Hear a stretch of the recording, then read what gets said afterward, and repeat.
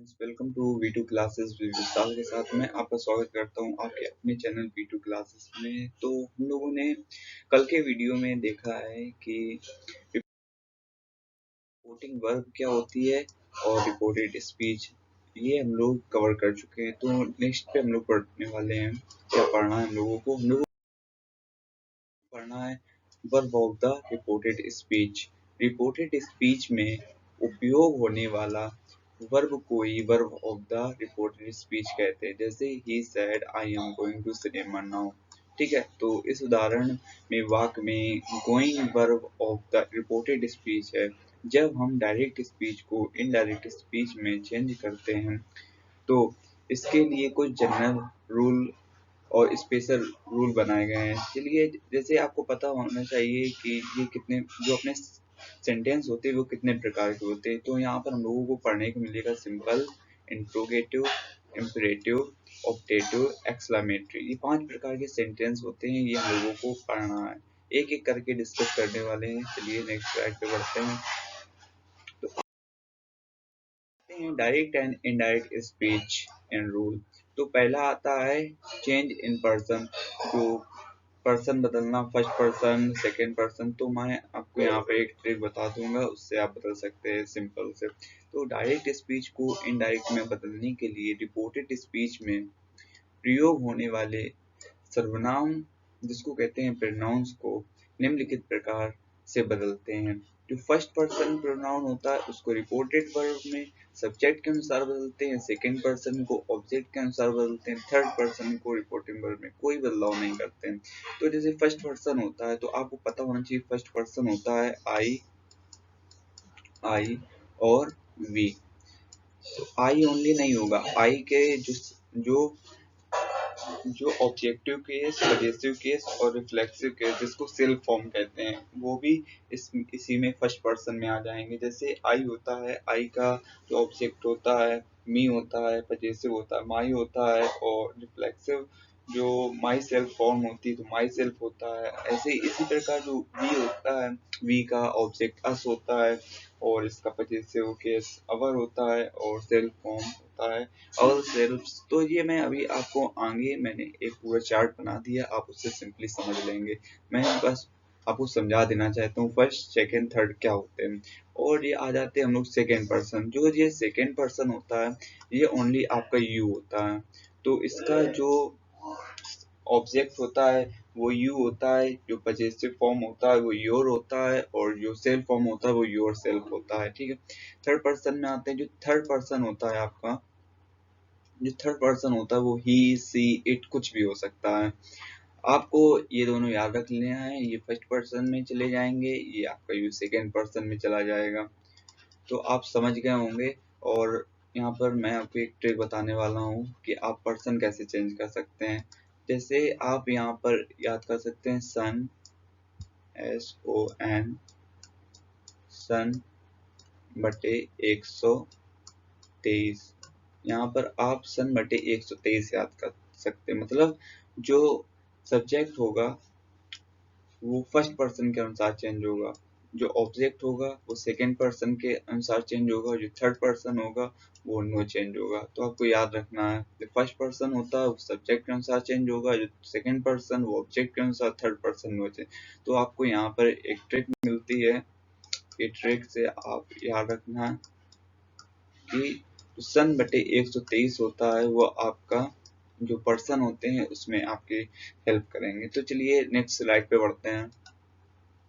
तो इसके बाद मैंने यहाँ पर सिंपली आपको टेंस चेंज करना सिखाने वाला हूँ। तो इसमें लिखा है direct and indirect speech, change of person. Person बदलना तो मैंने आपको बता ही दिया है।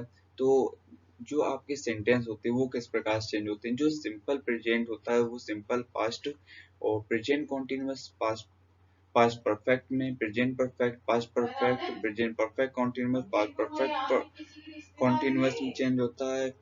और जो पास्ट सिंपल होता है आपका पास्ट परफेक्ट में चेंज होता है, और past continuous, past perfect continuous और पास्ट परफेक्ट नो चेंज होता है, और जो पास्ट परफेक्ट कॉन्टिन्यूअस होता है वो भी नो चेंज होता है। तो आपको ये सब घूम गया होगा, तो मैं आपको सिंपली बताना चाहता हूँ, जो जो अपने अपने प्रेजेंट इंडेफिनिट होता है वो पास्ट इंडेफिनिट में, मतलब जो प्रेजेंट का होता है वो सिंपली पास्ट में चेंज हो जाता है, इतना आपको याद रखना। जो पास्ट वाले होते हैं, जैसे पास्ट इंडेफिनिट हुआ वो पास्ट परफेक्ट में चेंज होता है, और जो पास्ट कॉन्टिन्यूअस होता है वो पास्ट परफेक्ट कॉन्टिन्यूअस में चेंज होता है, जो पास्ट परफेक्ट होता है वो नो चेंज होता है, वो past perfect continuous no change होता है।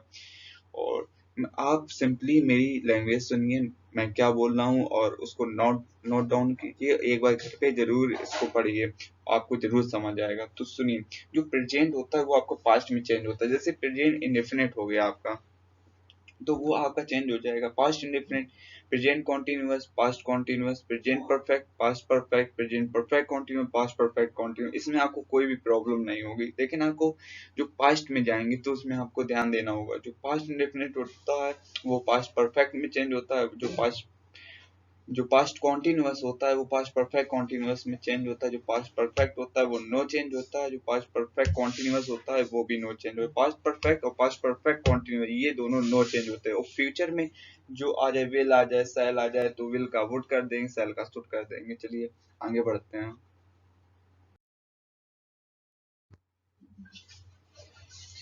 यदि देखिए, जैसे कि मैंने आपको यहाँ पे फ्यूचर के बारे में बता दिया है, किस तरीके से आपको चेंज करना है, आपको फ्यूचर के बारे में। जैसे सेल का है, सेल का शुड कर देंगे, और विल का वुड कर देंगे। इसी का पास्ट हो जाता है, कैन का कुड कर देंगे, मे का माइट कर देंगे। Is am are was were में चेंज होता है, हैज हैव हैड में चेंज होगा, वॉज वर हैड बीन में चेंज होगा, हैड टू प्लस वर्ब की फर्स्ट फॉर्म, तो हैड टू प्लस वर्ब की फर्स्ट फॉर्म, और कैन कुड मे माइट ये नहीं चेंज होते हैं।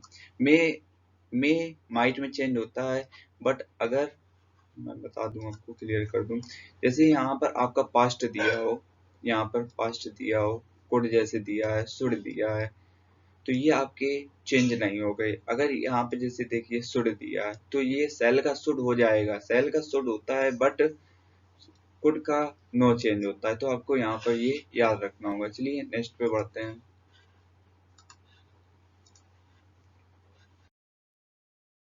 तो नेक्स्ट पे आ जाते हैं हम लोग अपना।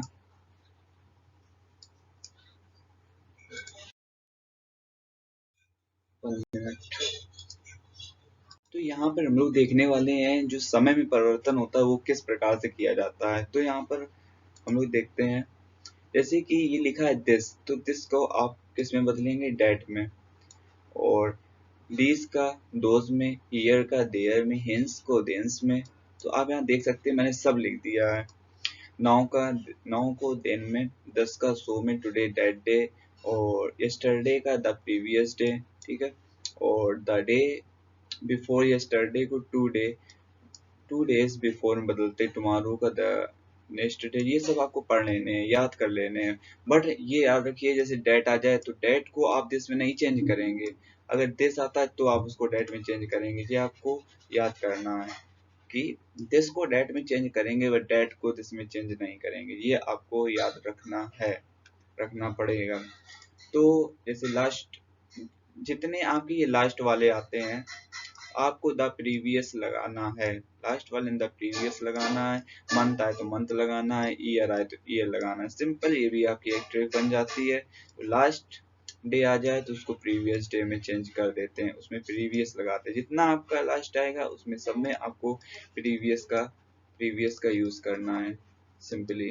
तो आप स्क्रीनशॉट भी ले सकते हैं। चलिए नेक्स्ट स्लाइड पे बढ़ते हैं। यहाँ बात करने वाले हैं reporting verb in present tense and future tense. जब रिपोर्टिंग वर्ब हमारी प्रेजेंट या फ्यूचर टेंस में होती है, तो मैं आपको सिंपल पहले बता देना चाहता हूँ, जब हमारी रिपोर्टिंग वर्ब प्रेजेंट टेंस या फ्यूचर टेंस में होती है तब उसमें कोई भी परिवर्तन नहीं करते हैं।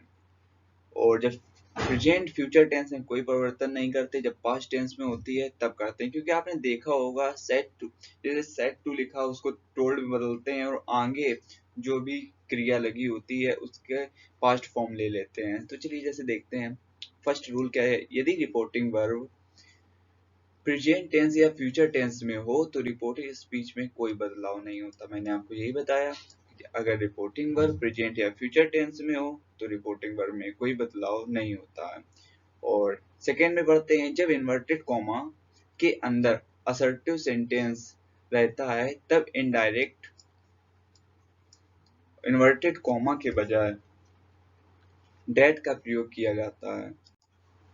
तो इन्वर्टेड कॉमा के अंदर जब असर्टिव सेंटेंस रहता है तब इनडायरेक्ट स्पीच में इन्वर्टेड कॉमा के बजाय डेट का उपयोग करते हैं। इन्वर्टेड कॉमा को हटा देते हैं, इसको हटाने के बाद डेट का यूज करते हैं। तो आगे बढ़ते हैं, तीसरा नंबर, जब रिपोर्टिंग वर्ब से सेड रहे तो उसके बाद ऑब्जेक्ट रहता हो तो इनडायरेक्ट में इसे बदलते समय टेल जो से होता है उसको टेल में बदलते हैं, सेज होता है उसको टेल्स में बदल देते हैं, सेड को टोल्ड में बदल देते हैं।